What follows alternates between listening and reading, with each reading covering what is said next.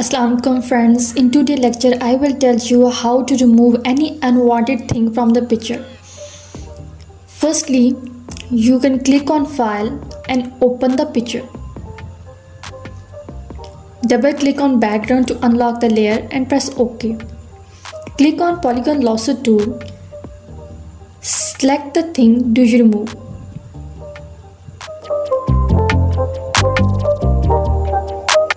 Close the shape. Go to the edit. From menu bar, click on fill, content aware, press OK.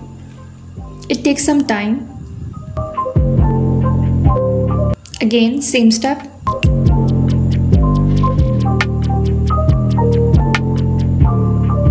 Edit, fill, content aware, OK.